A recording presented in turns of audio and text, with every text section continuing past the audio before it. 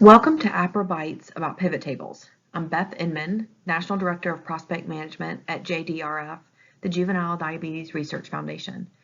Over the next few minutes, I'm going to show you some pivot table basics and some of the cool things they can do. A pivot table is a tool in Microsoft Excel that basically summarizes the columns and rows of your data and turns it so that you can view it in a different perspective.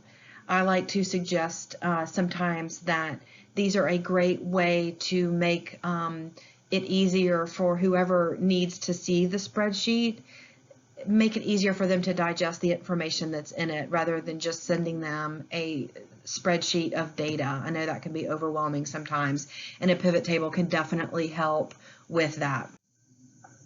The first thing you want to do is find a spreadsheet, and a portfolio report is a great start. I've chosen a portfolio report and replaced all of our donors' names with fake names. These are our fundraiser names, but a portfolio report is what we know best and what we typically will work with a lot, but it also has a lot of really good information to pivot on, and that's why I'm going to use this one, and I'll show you different ways that you can look at the data that's in it. So first you want to highlight all the data by clicking on the little arrow in the top left button and then clicking on Insert. What pops up next, you just want to click on OK. It defaults to the data range by you selecting all of the data in the spreadsheet, so there's no need to change anything in this field, and just click on OK. What pops up is on a separate tab, and then you will want to decide what you want to summarize. What I'm going to show you here is summarized or grouped by fundraiser, what we call donation owners, and how many prospects or opportunities is what we call them they have in their portfolio. And on the right hand side of the screen is where your pivot table field will show up. And to do what I've done here on the left, you want to drag donation owner down to rows and then drag donation name under that, and that is how you get the view that you see here. And what I've decided to show here is the count of opportunities or prospects each fundraiser has in their portfolio and the value of their portfolio. And this is our amount field, which is how we use it, is what the fundraiser plans to ask for. It's a realistic ask amount. So this is a conservative estimate of what this fundraiser's portfolio is. So once you get the fundraiser, the donation owner, and the name of the prospect, or donation name in our case, down here in the rows, you want to drag donation name down to values, and that's what is going to populate, like right here.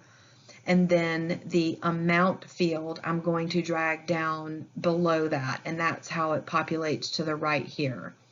If you right click on these headers, it will suggest or offer you different ways to summarize this data. So I could also choose average here. There are just so many options that you can do within each of these columns, and we could dig into that in another episode maybe.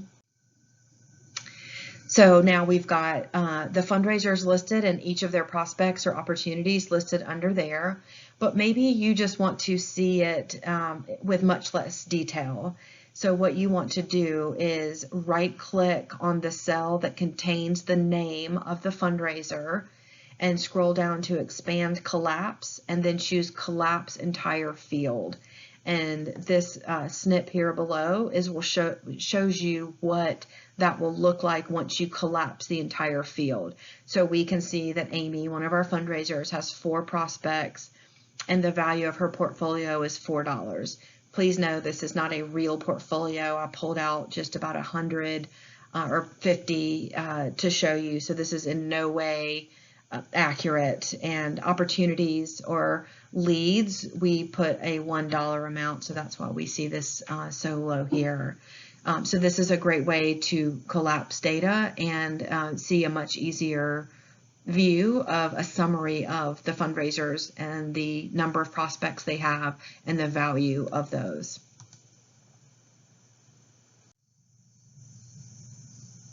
And maybe what you want to do next is sort. So you could see who has the highest number or value of portfolio.